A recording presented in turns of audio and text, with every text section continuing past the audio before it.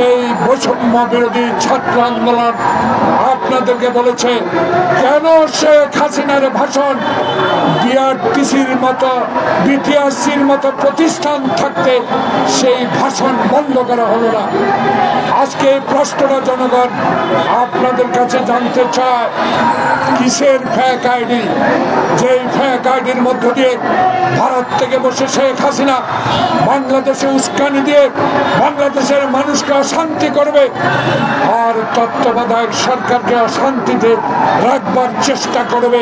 তাহলে এই সরকারের ভিতর, আপনাদের এই ইন্টেরিয়াম গভর্নমেন্টের ভিতর শয়তান আছে।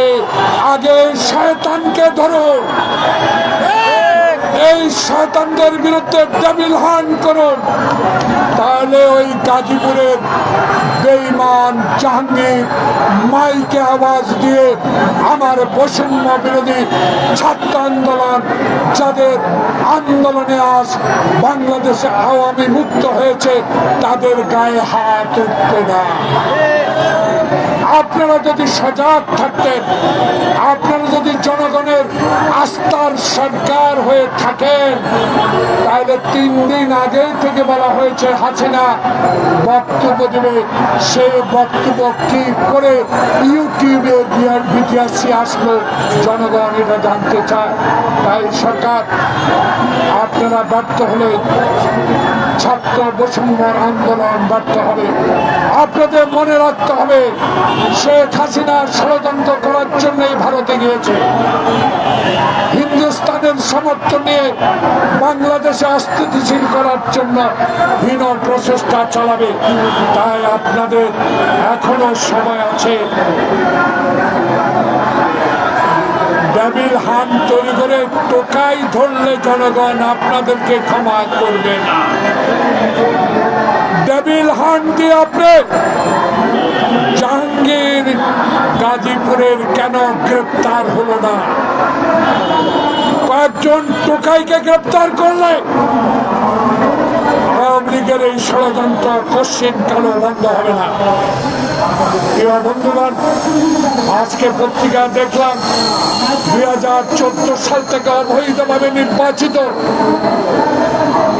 দুর্নীতিগ্রস্ত সন্ত্রাসী মাত্র 43 জন এমপিকে গ্রেপ্তার করেছে। মাত্র 35 জন মন্ত্রীকে গ্রেপ্তার করা হয়েছে। 6 মাসে কি করেছেন জনগণ এখন বলা শুরু করেছে। জনগণ জানতে চায়, 6 মাস পার হলো, দয়া করে বিএনপির দাবি, ন্যায্য দাবি মেনে নেন, নির্বাচন দেন।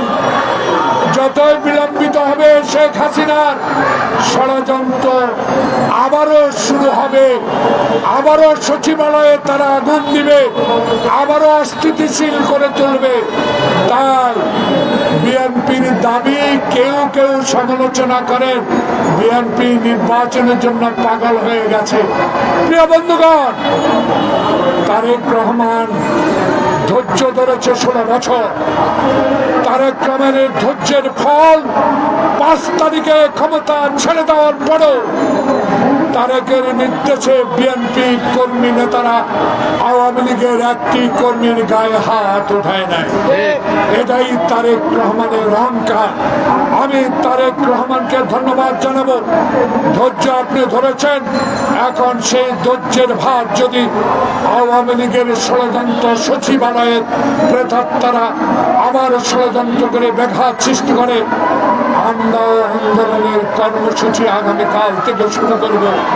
বাংলাদেশে জনগণের আস্থা অর্জনকারী একটি নির্বাচনের দাবিতে সারা বাংলাদেশে আমরা কর্মসূচি দিব এবং এই ইন্টেরিয়াম গভর্নমেন্ট মানুষ যেন বলা শুরু না করে নিরপেক্ষ সরকার চায়, তত্ত্বাবধায়ক সরকার চায়। সময় থাকতে রোড ম্যাপ দিয়েছেন, দরকারে টাইম লাইন দেন নির্বাচনের।